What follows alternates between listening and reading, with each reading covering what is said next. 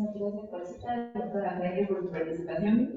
Ahora vamos a dar el espacio al doctor Alejandro Palma con su ponencia titulada Una decisión arriesgada. José Ramón Javelo como coordinador de la maestría en Ciencia y Artes en el periodo. El doctor Alejandro Palma es profesor de posgrado en Literatura Hispanoamericana y del Colegio de Lingüística y Literatura Hispánica de la Facultad de Filosofía y Letras de la UAP. Su investigación se dedica principalmente a la poesía hispanoamericana legítimamente y la experimentación poética, así como a la teoría del discurso poético. Trabaja también con documentos de la literatura escrita en Puebla desde la colonia hasta la actualidad. Bienvenido, doctor. Muchas gracias. Bueno, pues me da mucho gusto estar aquí.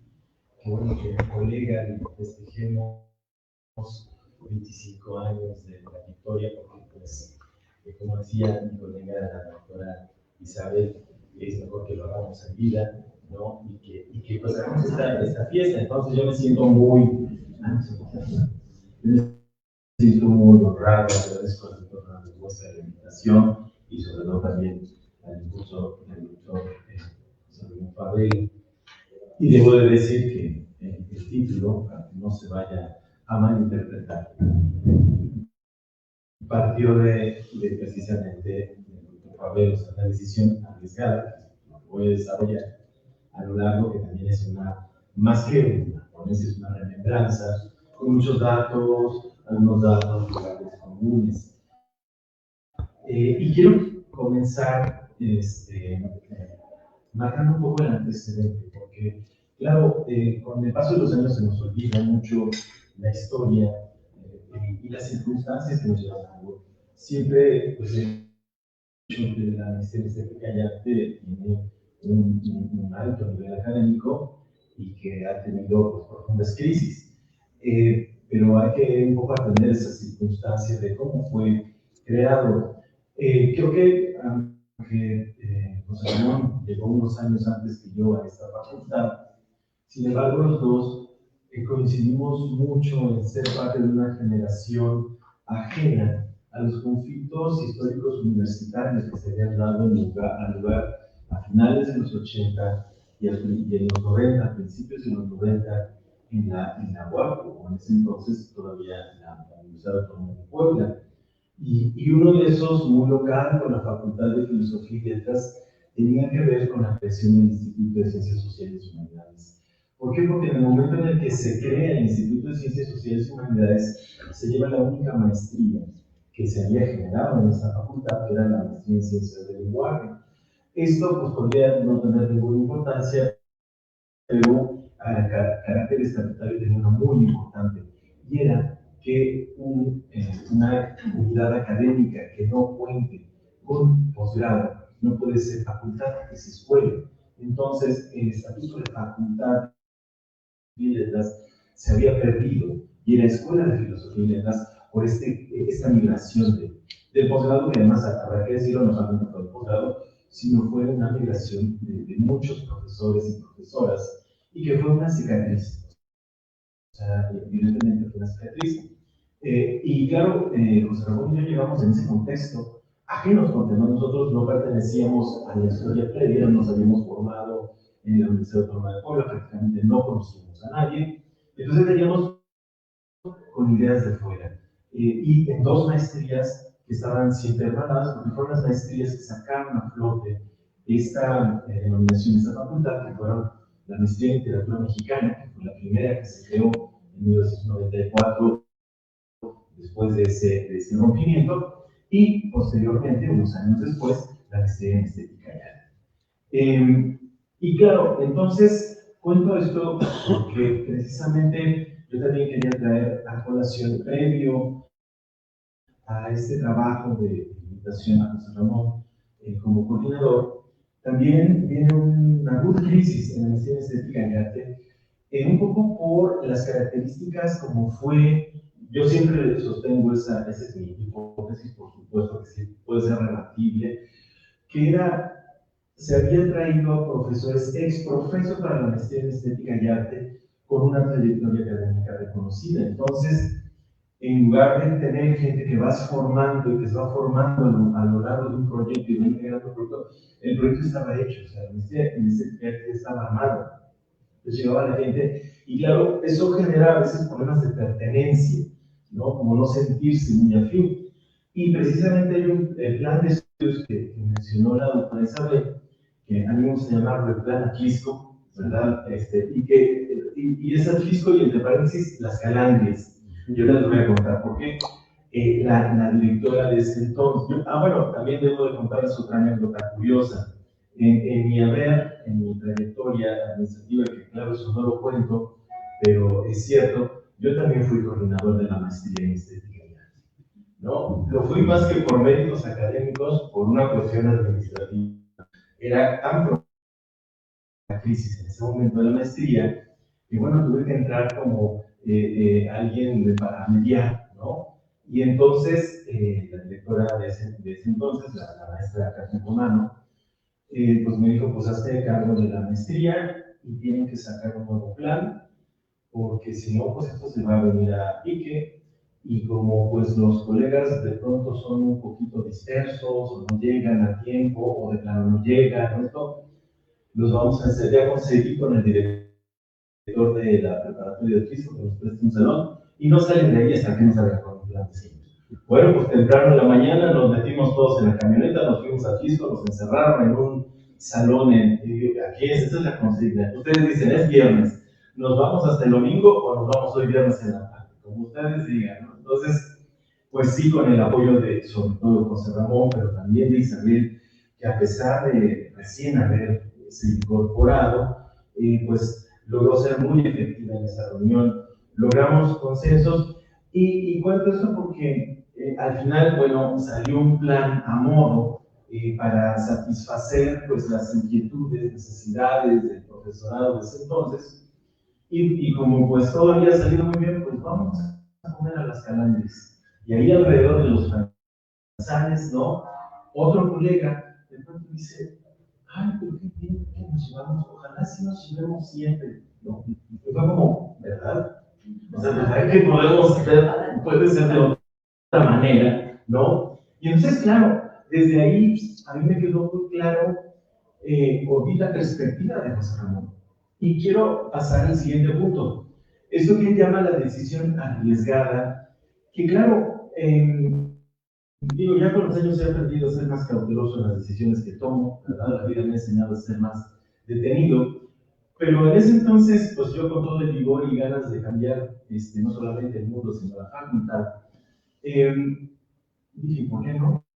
O sea, ¿cuál es el mayor impedimento? O sea, o lo que era impensable que alguien asumiera la coordinación. No eran las habilidades de José Ramón, por supuesto. Era el hecho de que él pasaba la mitad del año en Puebla y la otra mitad en La Habana por el compromiso laboral y académico con el que había llegado aquí a Puebla.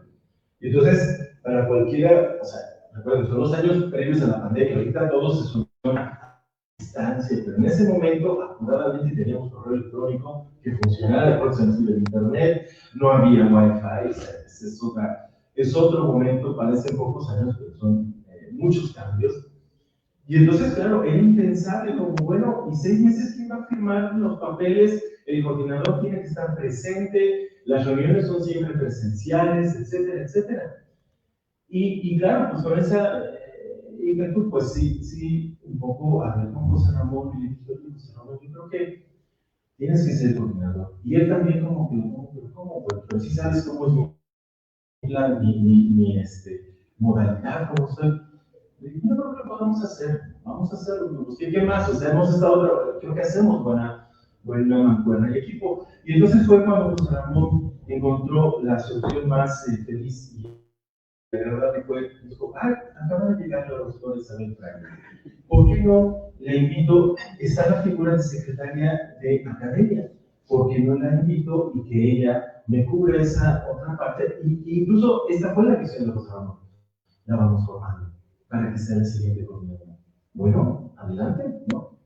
Y sí, creo que han sido los momentos pues, más felices, porque precisamente esa dupla que hicieron José Ramón y Isabel, pues, si ya ha contado la doctora Isabel, dio en esos resultados. Obviamente todo eso también con el acompañamiento imprescindible de Conchita, ¿no? Quien siempre estaba contándonos, ya es un momento de hacer esto, ya es esto. Y porque, claro, eso también colabora, pues Ramón siempre ha sido una persona muy anticipada, muy planeadora, entonces todo lo llevaba. Entonces, eso hace las cosas muy fáciles, porque claro, pues usted dejaba un papel antes de irse a La Habana, un papel donde, y hay que hacer esto y esto y esto y esto, y va con copia para saber. Entonces, así estaba el guión escrito, ¿no? O sea, de lo que había que ir preparando. Y entre esas cuestiones principales, pues, de esas decisiones arriesgadas también tenían mucho que ver con las visiones. Por ejemplo, la convocatoria de la unidad. Modificaron los criterios, las maneras de trabajar la convocatoria, hacer frente a CONACYT, ¿no? Lo que parecía una debilidad hasta hace unos años, la visión tanto de José Ramón como de Isabel lo convirtió en una fortaleza, porque si ustedes ven el currículum académico de cada uno de los profesores, no tienen mucho en común, derivan de muchos contextos distintos, y sin embargo, lo que es la visión son las mismas personas, nada más vistas desde otra perspectiva. O sea, no como debilidad, sino como fortaleza. Qué bueno que sean tan diferentes, ¿no? Y obviamente con la que también aquí a un vicerrector, jubilado, el vicerrector de investigación y estudios de posgrado una vez dijo, bueno, pero no, es que este profesor pues se pasa la mitad en Puebla y la mitad en Cuba. Y le dije, mire, con todo respeto, vicerrector, pero si todos los profesores tuvieran los resultados y el rendimiento de Pablo, no tendría problemas de pasar la mitad del año en otro lugar del mundo. O sea, porque para qué nos sirve que estén los 12 meses aquí si no rinden, ¿no? O sea, entonces era como basarnos más en resultados a las y los académicos en cuanto a que, pues no importa dónde lo trabajes, cómo lo hagas, tú sabes qué resultados tenemos. Y en este caso los resultados son funcionando, ¿no? Que estamos convencidos sobre todo porque lo que era nuestra convicción personal para sacar a flote estos posgrados eran las becas. Y a veces, pues había también profesores que decían, bueno, a mí no me pagan extra por las becas de los alumnos. Pues no, pero la mayoría de nosotros estudiamos con beca el posgrado, según lo que eso significa.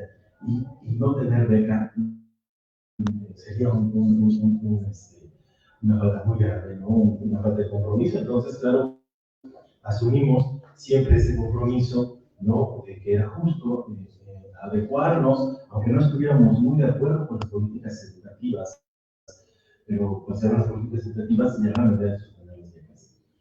Esto me lleva al otro aspecto que tiene que ver con esto, que qué bueno que se adelantó el doctor Gerardo de la Fuente, que es el acercamiento hasta el otro. Yo no leo mucho a Hegel, no leo mucho a Nietzsche, no leo mucho filosofía, pero Bakhtin, un ruso, un teórico ruso, habla mucho de eso, de esa compenetración al otro, de mucho de lo que hacemos, de mucho de lo que expresamos, tiene que ver con acercarse al otro.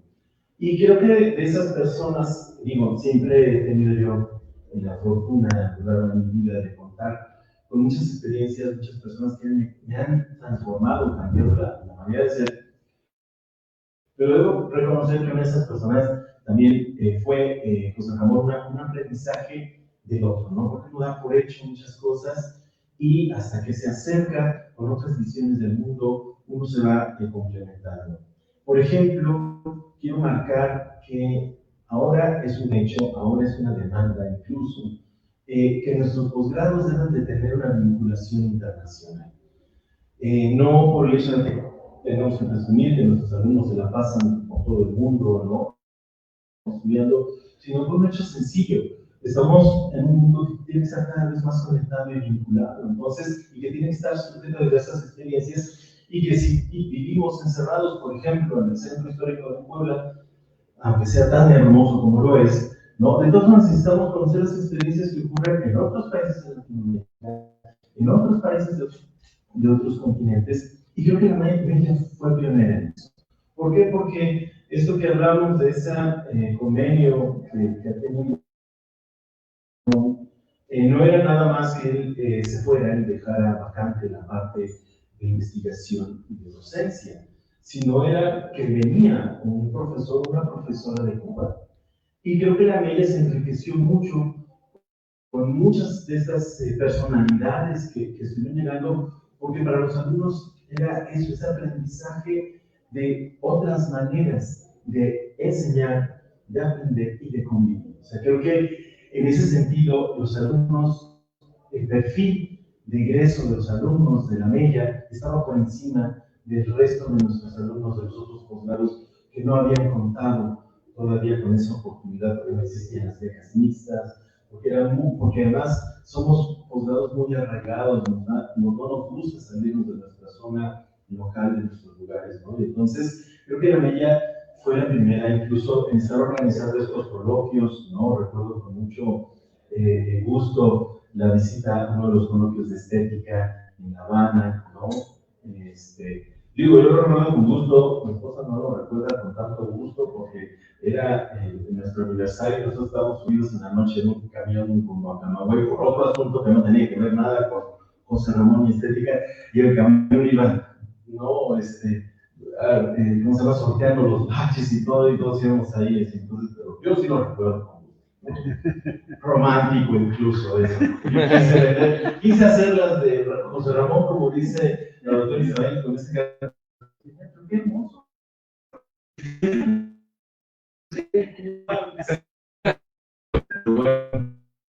El otro con el proceso de selección de la gente.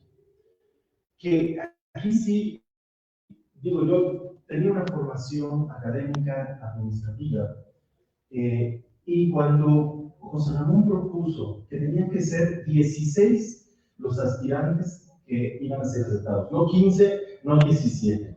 Y era como, bueno, ¿por qué no es un número tan cerrado? Puede pasar, no, 16, igual eran los 8 profesores, y debemos de atender de a 2 tesistas por generación. Y entonces, claro, para alguien que en nuestro posgrado yo siempre he impulsado y siempre hemos trabajado más desde una perspectiva zapatista, donde la tierra es de quien la trabaja, ¿no? Es decir, bueno, si yo me vengo trayendo alumnos desde la licenciatura, yo salgo a los congresos, doy la convocatoria, contacto gente, pues, o sea, yo soy el que está trabajando la tierra, ¿no? O sea, no, y digo, cada quien puede hacerlo, ¿no? Entonces, me parecía, pero claro, tiene que ver mucho, o sea, después de, me parecía en un principio chocante, o sea, ¿cómo? O sea, alguien que no hizo nada bueno, pero la manera formativa de él era eso, repartir, ¿no? Tiene que ver mucho con su formación, no solamente pues, académica, sino social también, ¿no? Entonces, y debo de reconocer que funcionó. O sea, lo mejor de todo fue que funcionó. O sea, que ha llevado un proceso y eso. Otra cosa que también, de esas cosas impensables, ¿no? Que claro, también después las administrativas de esto, creo que en su momento, y la verdad no me arranqué, la modalidad de beca de titulación. Se ocurrió a José Ramón, ¿no? Y también a Isabel, que para alentar a las estudiantes y a los estudiantes a que se titularan, se les podía bonificar parte de la inscripción que habían pagado si se titulaban aquí. Y esto era para mejorar la eficiencia terminal.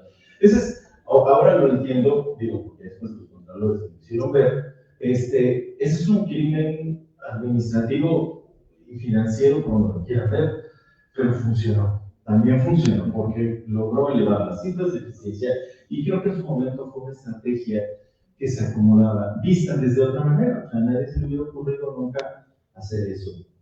El trabajo también de titulación de egresados, de rezagados.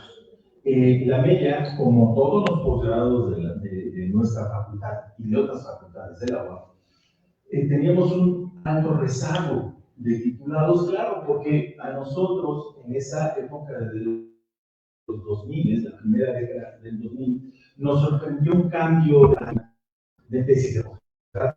Antes las tesis de no, así sin titularse una maestría, no les quiero contar. Y entonces puso un criterio muy estricto, es decir, se tienen que titular en un periodo de 6 meses extra. Claro, eso que la mayor parte de nuestra matrícula o anterior no se había titulado. Y pero incluso siendo más técnicamente agudos, podíamos ver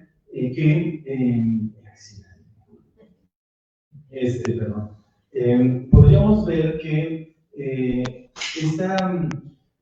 estos egresados no contaban en los criterios o los indicadores de conocimiento. Bueno, aún así, José Ramón insistió, no, vamos a titularlos, ¿no? Vamos a rescatarlos. Y claro, esos son los primeros programas de rescate, ¿no? Entonces, ustedes pueden, no sé, quizás me equivoque, pero las cifras actuales de la media no, va a ser unos posgrados que tienen menos rezagos de titulados, o sea, más titulados a la mayoría. Y bueno, nada más, finalmente diciendo que la otra parte ha sido esta, la formación de cuadros. En la visión, ¿no?, que tuvo José Ramón, creo que eso pasa mucho cuando lo digo, la más ingrata en estos trabajos administrativos universitarios es el de coordinador o coordinadora. ¿Por qué? Porque no te pagan más y sí te toca todo, ¿no? Te tocan los horarios o las pensiones de los niveles más arriba y también la de los colegas, ¿no? Y sin embargo, creo que es una labor también muy importante porque es medular. De pronto las coordinadoras, los coordinadores, como se llama, que tenemos, somos imprescindibles y que podemos hacerlo. Y creo que José Ramón siempre tuvo la visión de que había que formar gente, ¿no? En este caso, se encargó de formar a la doctora Isabel. Y lo siento, José Ramón, ¿no? Con todo el respeto, pero mi coordinadora favorita es la doctora Isabel, ¿no?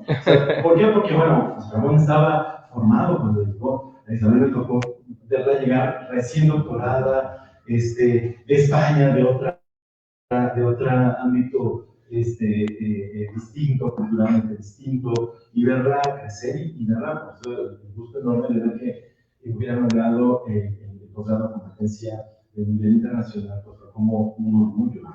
Entonces, pero creo que eso ha sido, pues, un poco lo que yo puedo comentar sobre eso que es esta decisión arriesgada, pero bueno, no es nada que lamentar, al contrario, es mucho que reconocer, que por supuesto en 15 minutos no se puede, pero que bueno, yo atesoro y guardo con mucho afecto y mucho cariño por ese trabajo que han hecho en defender y en cuidar un posgrado tan importante como es la maestría en estética.